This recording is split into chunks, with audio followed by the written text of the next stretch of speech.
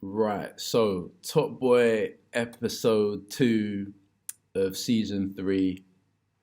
And I would say, yeah, we're back. We're back now from Jamaica. Brock up episode. Now we're back here and we're back in London.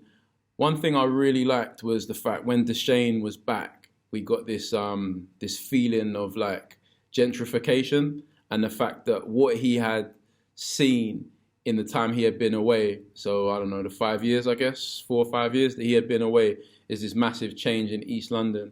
And I thought the coffee shop scene really, really, really like painted that picture quite well in terms of, and I can tell you a story. Like for me, I definitely know like Hackney when I used to go to Middlesex University in the kind of like early noughties, because that's how long ago it was. Hackney wasn't the sort of Hackney that it is now, and there's definitely a change there. And the way that has affected things like coffee and coffee prices, and food and the sort of shops that are available in local communities is very different.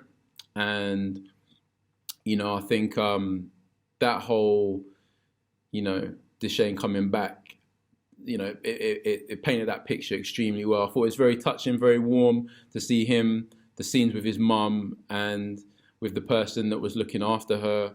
I felt like they did that really well. Some lingering looks, and great directing, great acting, in order to pull that off.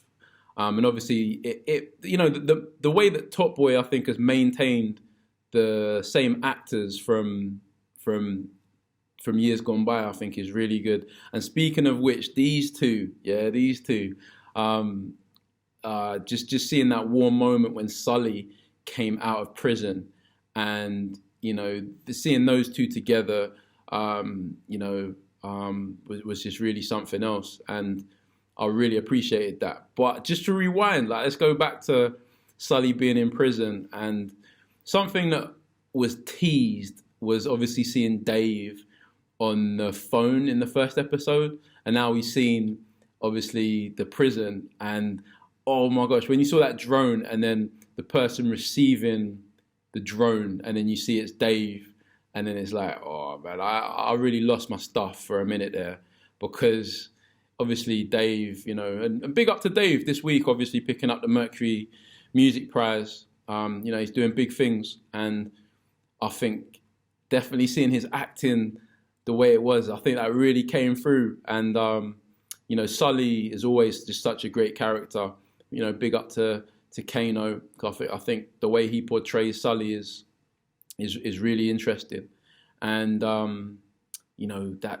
what was it? Sugar water, hot sugar water. Oh, that scene, really terrible. And I'm definitely seeing like a really good situation in the way that they are painting this picture of Dave as being like a little bit crazy and a little bit deranged, and obviously wanting to be Top Boy and work his way up. Because let's not forget, that's the name of the program. Who's going to be Top Boy? What is Top Boy?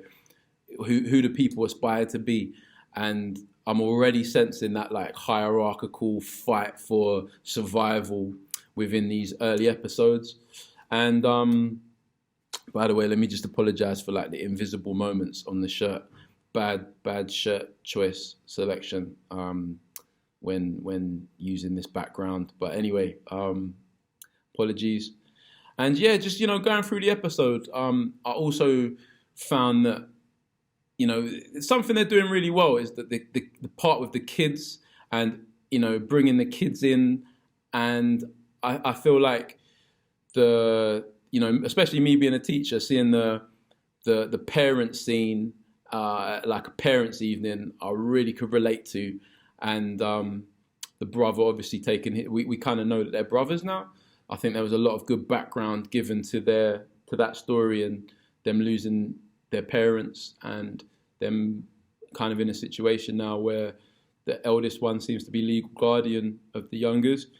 And I think and just going back to the episode 1, something I noticed in Brock Up that I really felt was that relationship between the older kids on the estate. And if you think about that scene where there were the older kids on the estate who then came and played basketball with the younger kids, and that kind of apprehension and trepidation from the youngers about what the olders were going to behave like. Were they going to even get their ball back?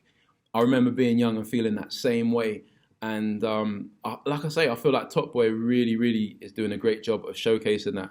One thing I want to be a bit harsh on, a scene that I didn't really gravitate to, was the scene where the girls were discussing nails, I think it was, and like beauty tips, and I don't know. And I just feel like that scene was a little bit strange, and you know, and I think there was a gun dropped on the floor ever so randomly. Just seemed a bit silly. I suppose it made a bit more sense when we found out that that particular character, you know, they're having problems with their arm. So it made a bit more sense as to why the weapon was dropped.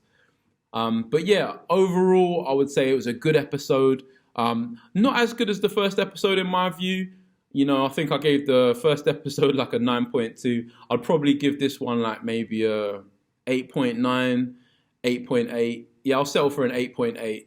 And really enjoyed it. I think there's, you know, definitely more storyline to come.